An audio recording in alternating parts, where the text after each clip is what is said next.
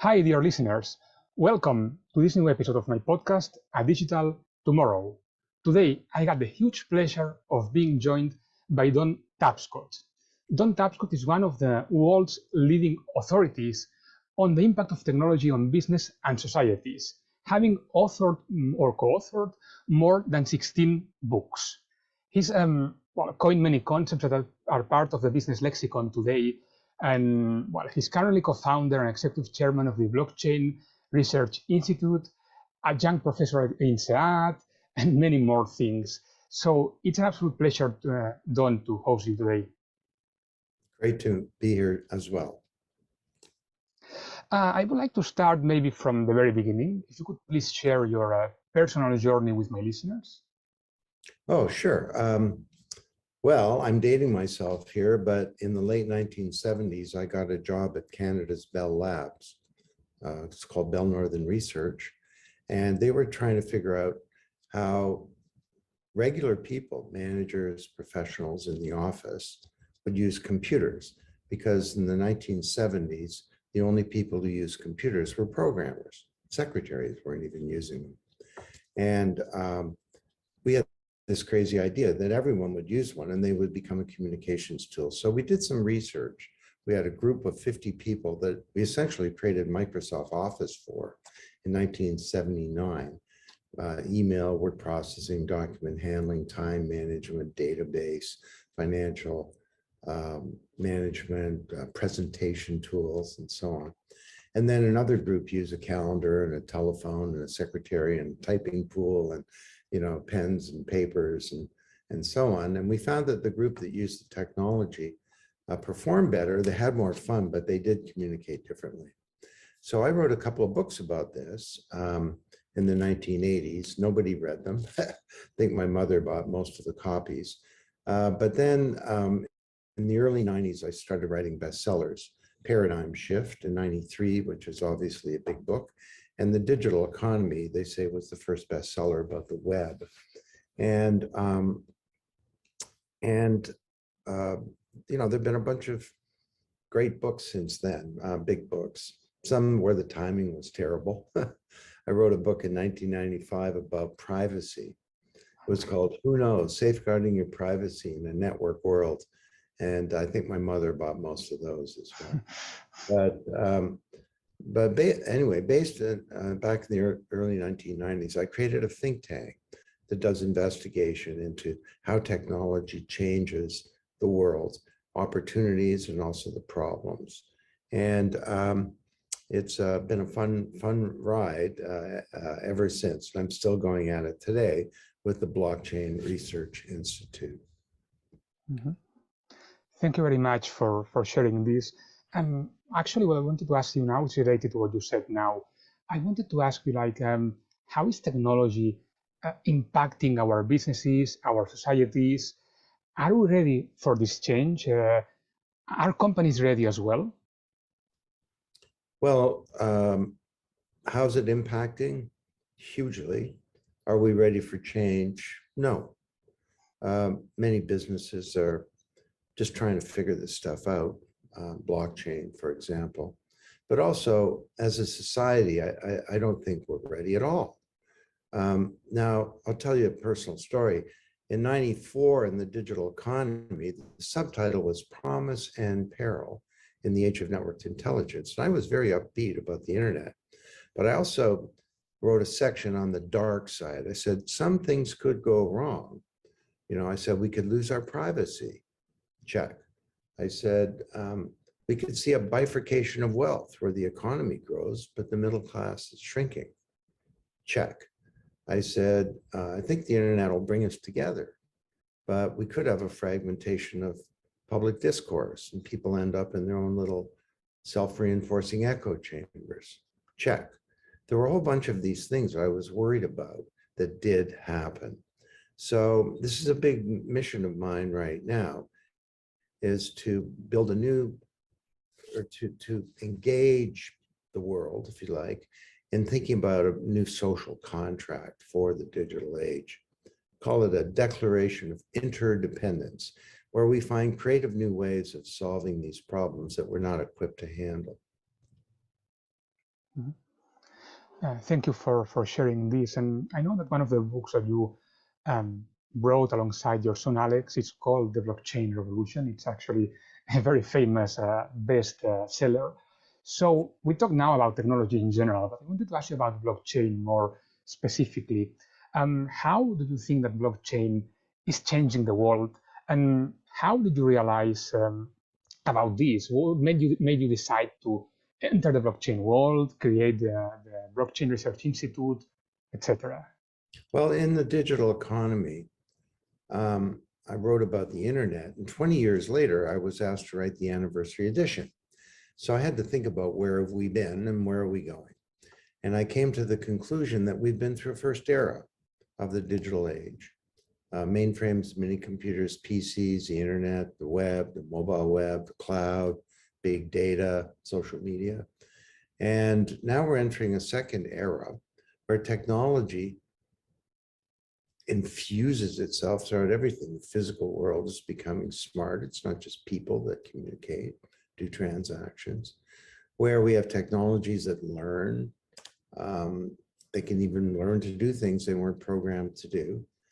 We have drones and robots and virtual worlds. The metaverse has finally come of age. And I came to the conclusion that the foundational technology for this whole next period would in fact be blockchain.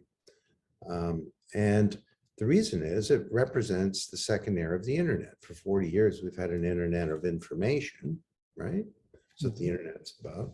But now we're getting an internet of value, or anything of value from assets, that are owned by somebody, money, securities, intellectual property, that are identities, contracts, deeds, cultural assets like art or music or votes. A vote is an asset, something of value that belongs to somebody. Any asset can be managed, stored, communicated, transacted in a secure and private way, peer-to-peer. And trust is not achieved by a middleman.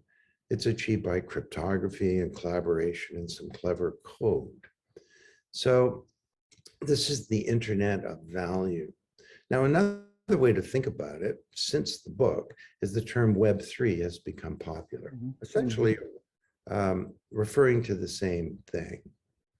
And we never used Web3 originally because it was associated with Tim Berners-Lee and the Web 3.0, that term that meant something very different than what we mean today. Back then, Web 3.0 referred to the semantic web and so on. Today, Web 3 refers to the internet of value. And it kind of goes like this. Web 1 was the read web. The web was a platform for presentation of content. We went to the web and we received content. Web 2 was the read-write web. It was a platform not for presentation, but for computation. We could do things. We went to the internet and we entered into Wikipedia, or we created chats and social media, or whatever. Both of those were the first era of the internet, information, right? Web 3 is a big change. It's about value. It's the read, write, own web, where we get to interact with value and we get to retain that value rather than it being taken away from us by big technology companies and banks and so on. So Web 1 and 2 was the internet of information. Web 3 is the internet of value. That's how those concepts hang in together. I'm glad I got to share that because I haven't really shared that on a video or a podcast before. I see. Well, that's great. And I know we're all talking a lot about Web3 lately, but how far are we from Web3 being like a reality? I know it's already a reality, but how far are we from Web3 like being the reality? Well, there'll never be a day where we wake up and say it's a reality, and it's very uneven. Some of this stuff is happening faster than we talked about in Blockchain Revolution. By the way, thanks for the mention of the book. It did turn out to be the big book. I got lucky with the timing on that and with my author, co-author, my son. But I was just in Korea, actually. That I don't know how many copies that book sold in Korea, but like I met thousands of people, it seems, and every one of them had read the book. So I just got back actually a couple of days ago. So in some areas, it's taken off. I mean, in the book, we talked about crypto collectibles, non-fungible tokens. And I mean, that thing just like took off really fast. Now, who would figure the term non-fungible token would be more accessible than our term crypto collectibles? But anyway, there's no sense to that.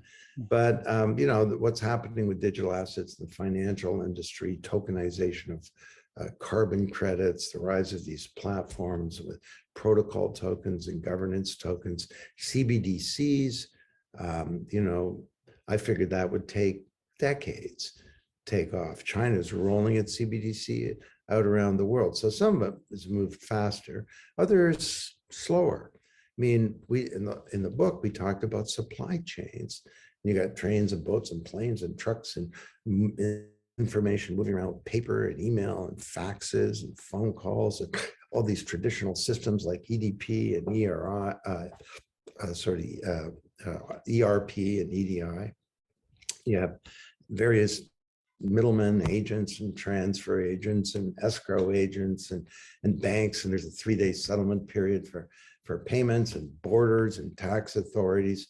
You know, no wonder our supply chains are a mess. What if they were just a shared network state? A single version of the truth, real-time transactions, transparency into everything.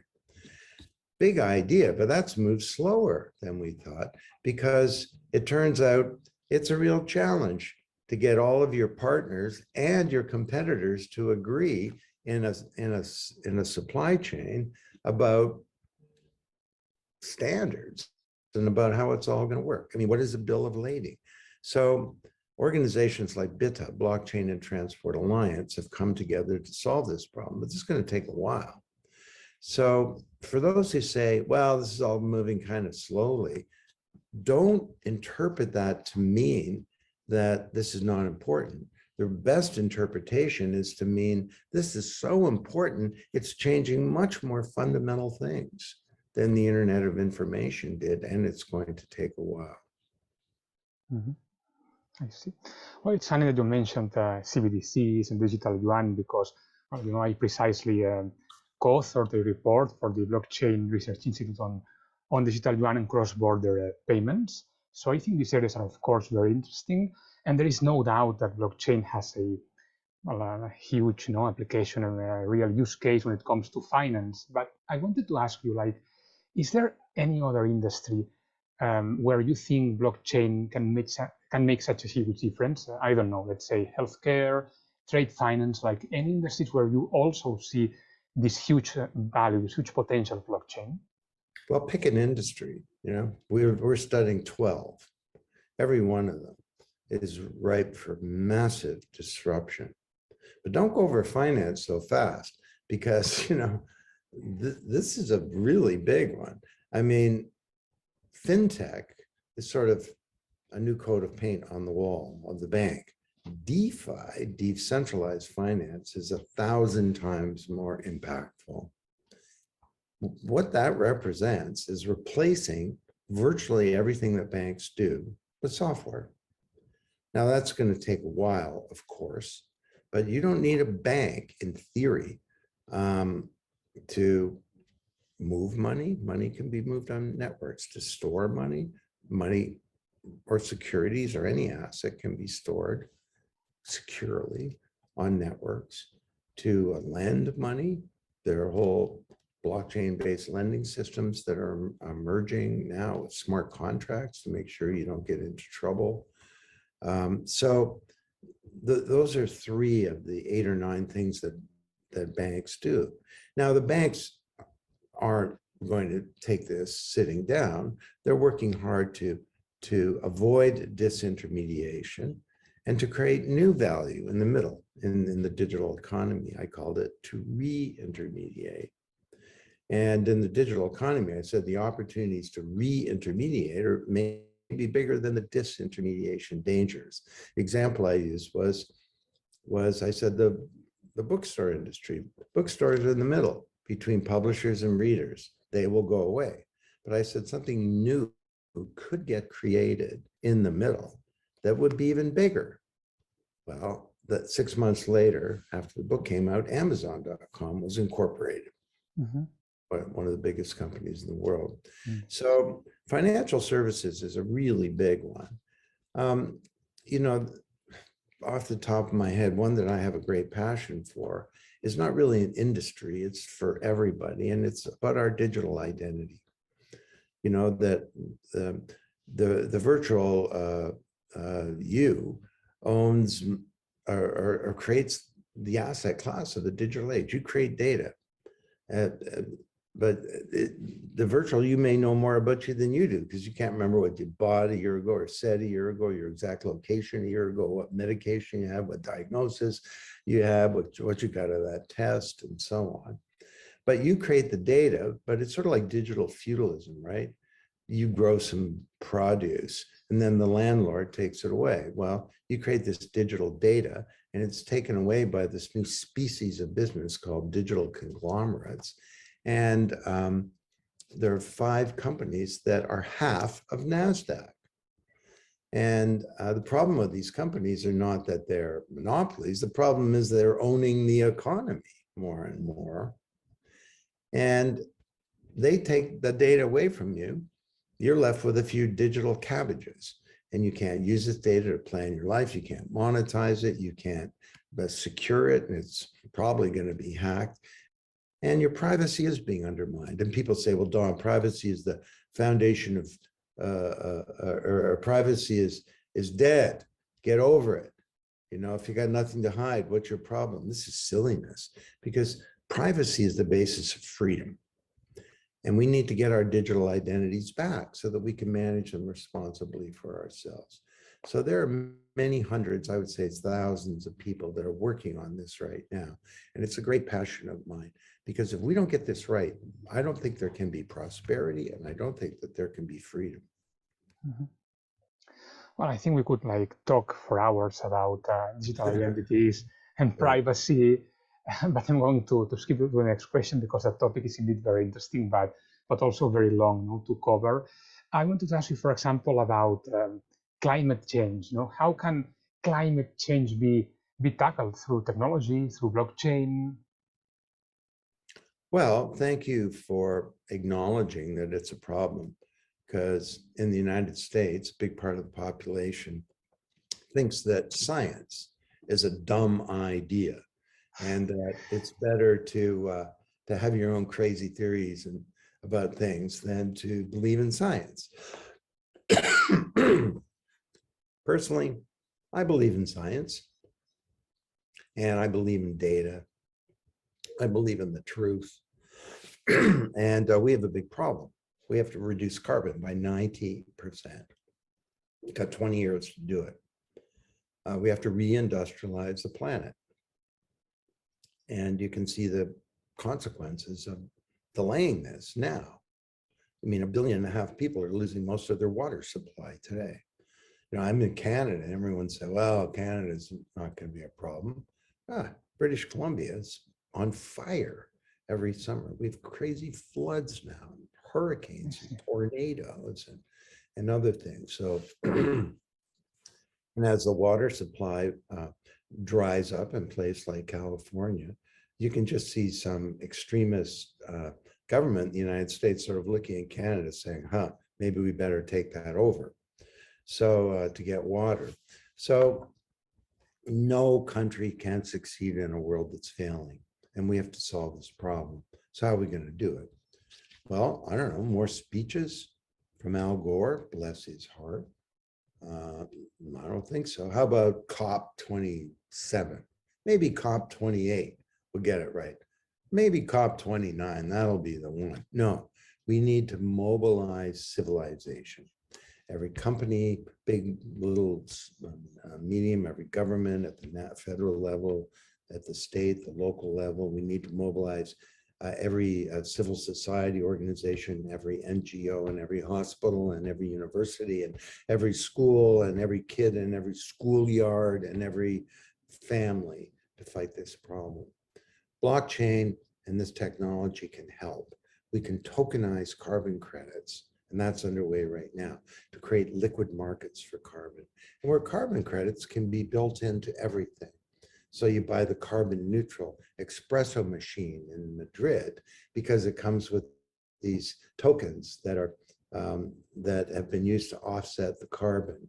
And you get some benefit from that. They're fungible. You can turn them into pesos or euros or whatever. And we use economic incentives to mobilize billions of people and institutions around the world.